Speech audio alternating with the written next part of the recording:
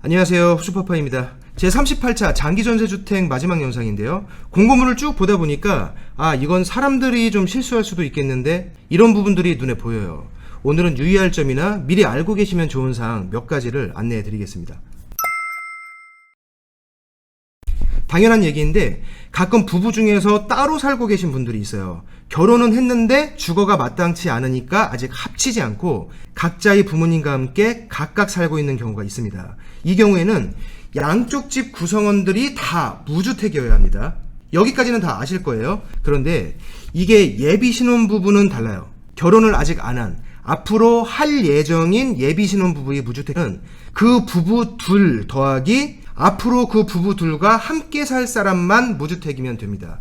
이미 결혼을 하고 따로 살고 있는 부부와 아직 결혼을 안 해서 따로 살고 있는 예비 신혼부부는 무주택 세대를 산정하는 기준 자체가 아예 달라요. 예비 신혼부부에 대해서 하나만 더 말씀드리면 둘 중에 한 명을 대표자로 정해서 신청해야 하고요. 당첨이 될 경우에는 그 대표자가 계약자가 됩니다. 그리고 당첨된 주택에 입주하기 전까지 혼인사실을 증명하지 못하면 당첨이 취소돼요. 혼인사실 증명은 혼인신고와 혼인관계 증명서를 기준으로 하니까 당첨이 됐다면 결혼식은 좀 나중에 하더라도 혼인신고 먼저 하세요.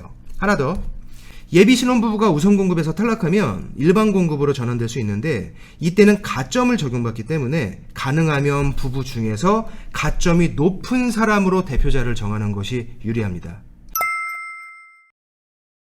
이것도 따로 살고 계신 부부들이 실수할 수 있어요. 세대당 한 명만 신청할 수 있다고 하니까 우리 부부는 따로 살고 있으니까 주민등록상 세대가 달라서 각각 신청을 할 수도 있겠구나 이렇게 생각하실 수도 있는데 부부는 따로 살고 있더라도 둘 중에 한 명만 신청하셔야 합니다. 두 분 다 신청하면 둘 다 무효 처리됩니다.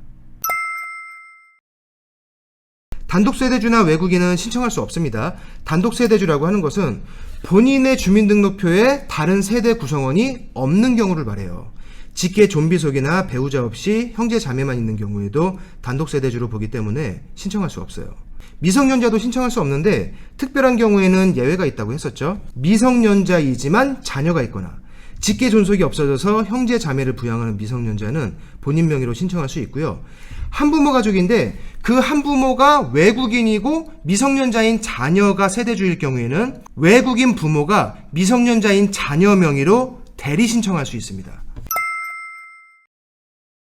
뱃속의 태아도 부양가족이나 미성년 자녀 수에 포함되죠. 그런데 그렇게 신청을 했다가 입주 전에 불법 낙태한 사실이 밝혀지면 당첨이 취소됩니다. 일반 공급과 우선 공급이 있잖아요. 영상 보신 분들은 둘 차이를 대충 아실 텐데 우선 공급에 신청했다가 탈락한 사람은 별도의 신청 절차 없이 일반 공급 신청자로 전환되는데 동일한 단지에 동일 면적의 일반 공급 물량이 있을 경우에 그리고 일반 공급 입주자 선정 기준에 충족하는 경우에만 자동으로 전환됩니다. 1, 2층 배정을 원하는 분은 저층 신청을 할 수 있어요. 공급 가능한 세대수 범위 안에서 저층으로 배정해 주는데 신청자가 너무 많으면 추첨이고 저층 신청했다가 추첨해서 떨어졌다고 다른 층 배정을 못 받는 건 아니니까 특별한 사유로 저층을 희망하시는 분은 참고하시면 됩니다. 특화형 주택이라는 약간 특이한 주택이 있어요. 고도강일 6단지 중에서 609동과 610동 1층에 15개가 있는데 방 중에 한 개가 거실이 아닌 세대 외부에서 별도로 진입할 수 있도록 만든 거예요. 희망자에게만 배정해요. 가점 항목 중에서 서울에 오래 산 사람일수록 점수를 많이 주는 항목이 있었죠. 이건 만 19세가 된 성년부터 계산하는 건데 이건 연속된 기간을 따집니다. 서울에 살다가 25살에 다른 지역으로 이사 갔다가 30살에 다시 서울로 이사 왔다면 연속 거주 기간은 30살부터 계산하는 거예요. 합산하는 게 아닙니다. 예외가 하나 있는데 의정부에 수락 리버시티가 있죠. 여기 하나만큼은 서울과 의정부를 같은 지역으로 취급합니다. 의정부와 서울을 왔다 갔다 하면서 산 사람이 있다면 수락 리버시티에서만큼은 그 기간을 다 인정받아요. 나머지에서는 인정 안 해줍니다. 무주택 기간을 계산하는 것은 만 30세를 시작으로 하고요. 그 전에 결혼했다면 혼인신고일을 기준으로 합니다.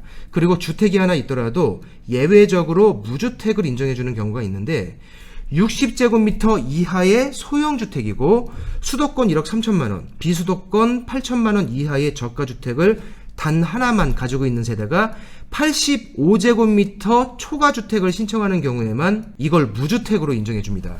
다른 면적을 신청할 때는 무주택으로 인정 안 해줘요.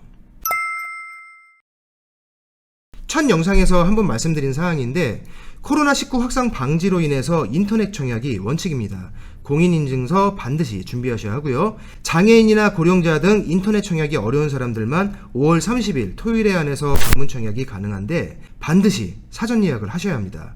그리고 방문 청약도 오후 5시가 마감이지만 인터넷 청약도 마감 시간이 오후 5시예요. 몇 가지 절차가 있기 때문에 5시에 접속하신 분은 완료를 못할 수도 있습니다.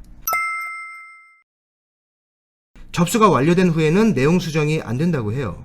신청서를 잘못 작성하신 분은 불이익을 받으실 수 있고요. 접수 후에 주소나 연락처가 바뀌는 분은 반드시 SH공사에 통보하셔야 돼요. 당첨이 됐는데 그 이후 안내문을 못 받은 경우의 불이익도 구제해주지 않습니다.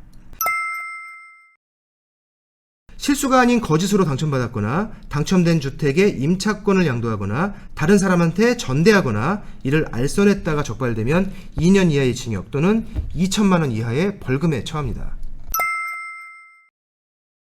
4개의 영상을 통해서 5월 말부터 입주자 모집 신청을 받게 되는 제38차 장기전세주택을 살펴봤습니다.